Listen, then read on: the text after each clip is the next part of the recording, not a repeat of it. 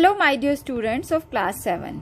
Today we are going to discuss the last topic of the chapter soil, and our today's topic is soil pollution, soil erosion and its prevention. First of all, let's see the learning outcomes of today's class. That means what you will be able to learn after this class. First is define soil pollution and soil erosion. What are these? Explain how the type of crop grown in a particular area depends on the type of the soil. That means how growing of the crop depends on the type of the soil. List the causes of soil pollution and soil erosion, and lastly, name the methods to prevent soil erosion. Now, what is soil pollution? Soil pollution is the buildup of toxic compounds, chemicals, salts, radioactive materials and germ-causing agents in the soil. That means anything that is harmful for the soil, harmful for the plants, and it is decreasing the fertility of the soil is called as the soil pollution, and these materials which are polluting the soil are called as soil pollutants. So with this you can easily define what is soil pollution. Now, what are the causes of the soil pollution? First one is pesticides and excessive use of fertilizers. The chemicals which we are using to increase the fertility and productivity of the soil, that hampers the quality of the soil. Similarly, oil and fuel dumping. If oil spills occur in the soil, they also pollute the soil. Leaching of waste from landfills, different kind of the waste from the land, and it is getting seeped into the soil, it is also causing the soil pollution. Direct discharge of industrial waste into the soil, like this. Industrial effluents are increasing day by day into the soil, and the percolation of the contaminated water to the lower layers of the soil. That means if water is contaminated, it is getting seeped into the soil and is polluting it. Now next is soil and crops. Different type of crops grown in a particular field depends on the different types of the soil, soil components, humus content and climatic factors like temperature, light, wind, rainfall and humidity.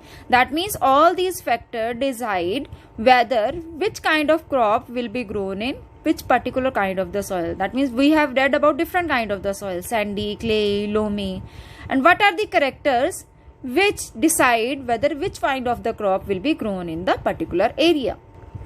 Like here there are some examples which are showing why they are grown in a particular soil. Like cereal crops like wheat, rice, pulses, they grow well in loamy soils like this.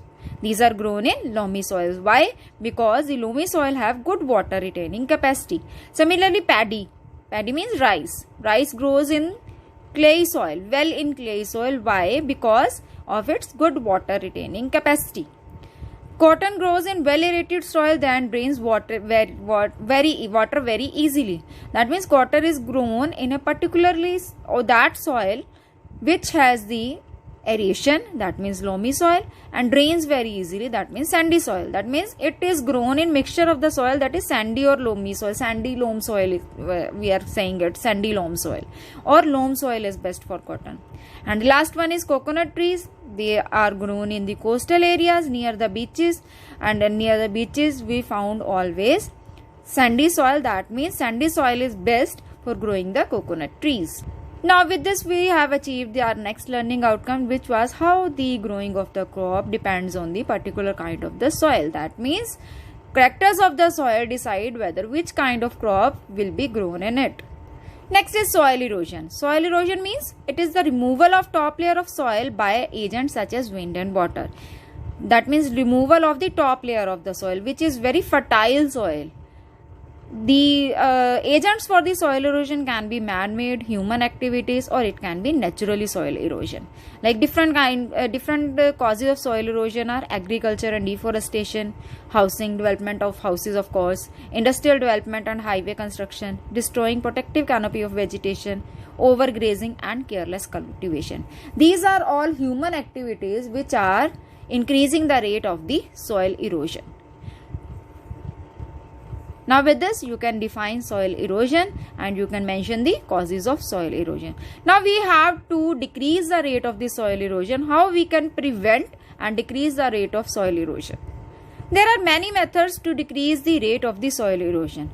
First one, very important, extensive afforestation. Whenever we get a chance to plant a tree, we must plant trees over there, especially in the forest lands where all the plants have fallen. Like in Australia, all the forests have fallen due to the forest fire. In these areas, we have to plant different kind of the trees so that we can prevent the soil erosion in flooding moments. Next is avoiding overgrazing. Overgrazing must be avoided. Avoiding overuse of land. There must not be the industrial development in the forest areas or in green areas. Construction of dams, of course, use water very well, and it will prevent the flooding of the water and preventing the soil erosion. Next is strip farming. With this strip farming, we can increase the rate of the soil erosion. And the terrace farming. Terrace farming prevents the soil erosion as it binds the soil very well in the slopey areas. So these are some of the methods which can help in the prevention of the soil erosion. So with this, we have completed our chapter soil. I hope you have understood about the soil pollution and soil erosion very well. So take care, stay safe and enjoy learning at home. Thanks for watching this video.